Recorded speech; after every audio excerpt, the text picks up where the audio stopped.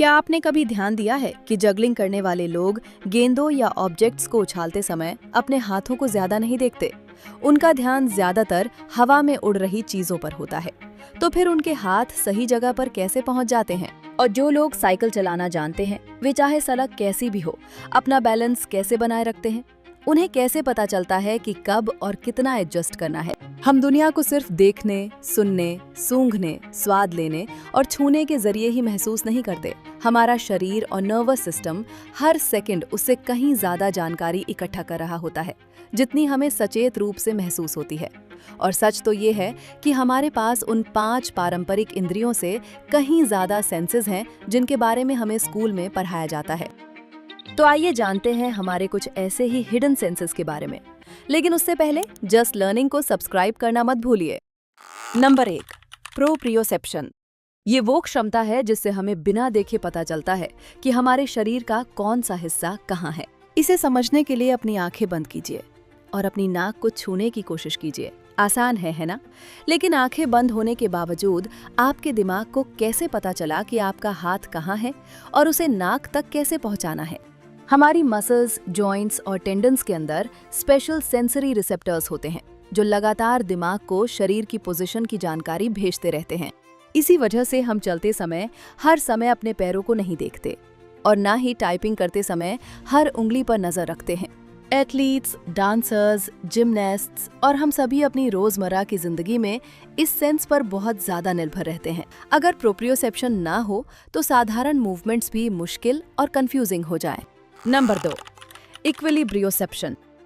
ये हमारा sense of balance यानी संतुलन बनाए रखने की क्षमता है। ये हमारे आईज, प्रोप्रियोसेप्शन और इनर ईयर में मौजूद वेस्टिबुलर सिस्टम से मिलने वाली जानकारी पर निर्भर करती है। इसे समझने के लिए एक छोटा सा एक्सपेरिमेंट कीजिए। लगभग 20 सेकंड तक तेजी से घूमिए और फिर अचानक रुक जाइए। आपको लगेगा कि कमरा अभी भी घूम रहा है, लेकिन ऐसा क्यों होता है? हमारे इनर ईयर के अंदर छोटे छोटे कैनाल्स होते हैं जिनमें फ्लूइड भरा होता है। जब हम अपना सिर हिलाते हैं तो ये फ्लूइड भी हिलता है। इससे उन कैनाल्स में मौजूद टाइनी हेयर्स मूव करते हैं और वे दिमाग को मूवमेंट की जानकारी भेजते हैं। जब आप घूमना बंद करते हैं तब भी कुछ समय तक फ्लूइड हिलता रहता है।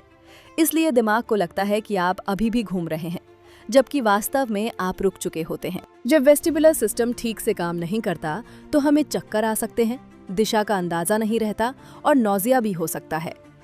स्पेस से लौटने वाले एस्ट्रोनॉट्स को भी यही समस्या होती है। उनके वेस्टिबुलर सिस्टम को अर्थ की ग्रेविटी के हिसाब से फिर से एडजस्ट होने में समय लगता है। नंबर 3, किनेस्थीसिया। अगर आपकी आंखें बंद हो तब भी आपको पता चल जाता है कि आपका हाथ ऊपर उठ रहा है, सिर घूम रहा है या पैर चल रहे हैं। यही आपकी मूवमेंट को महसूस करने की क्षमता है, जिसे किनेस्थीसिया कहते हैं। किनेस्थेसिया और प्रोप्रियोसेप्शन एक दूसरे से बहुत जुड़े हुए हैं। कई साइंटिस्ट्स तो किनेस्थेसिया को प्रोप्रियोसेप्शन का ही हिस्सा मानते हैं।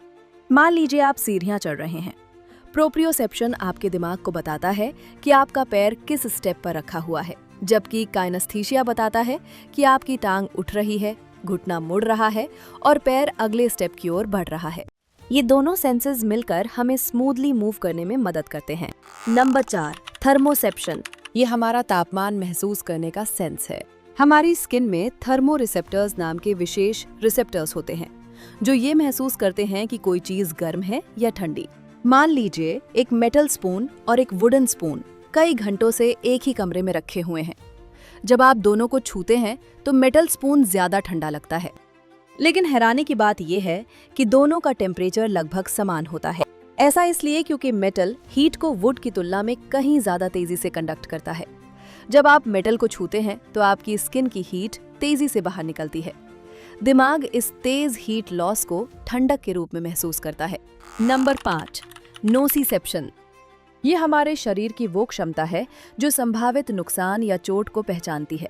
हमारे शरीर में स्पेशल नर्व एंडिंग्स होती हैं Joe Burns, cuts, extreme pressure या टिश्यू डैमेज जैसी चीजों को डिटेक्ट करती हैं और दिमाग को सिग्नल भेजती हैं कि कुछ गलत हो रहा है। दिमाग इन सिग्नल्स को समझकर पेन यानी दर्द का अनुभव पैदा करता है। लेकिन नोसिसेप्शन और पेन हमेशा एक जैसे नहीं होते। कभी कभी शरीर डेंजर सिग्नल्स भेज रहा होता है, लेकिन दर्द कम महसूस होता है। उदाहरण के लिए जनरल एनेस्थीसिया के दौरान मरीज को दर्द महसूस नहीं होता, लेकिन शरीर फिर भी सर्जिकल स्टिमुलेशन पर प्रतिक्रिया दे सकता है। वहीं दूसरी ओर कुछ लोग ऐसा दर्द महसूस करते हैं जहां कोई नई चोट नहीं होती, जैसे स्ट्रोक के बाद होने वाला न्यूरोपैथिक पेन। यानी दर्द और एक्चुअल डैमेज हमेशा एक दूसरे के बराबर नहीं होते। नंबर 6, क्रोनोसेप्शन। ये हमारा समय महसूस करने का सेंस है। विजन या हियरिंग की तरह इसका कोई एक अलग ऑर्गन नहीं होता। इसके बजाय हमारा दिमाग अटेंशन, मेमोरी और आसपास होने वाली घटनाओं के आधार पर समय का अनुमान लगाता है। इसीलिए अलग अलग परिस्थितियों में समय अलग महसूस होता है। जब आप बोर हो रहे होते हैं या किसी चीज का इंतजार कर रहे होते हैं तो समय बहुत धीरे चलता हुआ लगता है। लेकिन जब आप किसी काम में व्यस्त हों, किसी चीज में पूरी तरह डूबे हों या फिर ऐसी इंटरेस्टिंग वीडियोस देख रहे हों तो समय कब निकल जाता है पता ही नहीं चलता। असल में आपका दिमाग घड़ी की तरह समय नहीं नाप रहा होता। वो लगातार आपके एक्सपीरियंसेस को इंटरप्रेट करके समय का एहसास पैदा करता है। तो क्या आपको इनमें से किसी सेंस के बारे में पहले से पता था? मजेदार बात यह है कि ये सेंसेस और हमारी 5 पारंपरिक इंद्रियां मिलकर भी हमारे सारे सेंसेस नहीं बनाते। हमारे शरीर में और भी कई सेंसेस मौजूद हैं जिनके बारे में हमने इस वीडियो में बात नहीं की।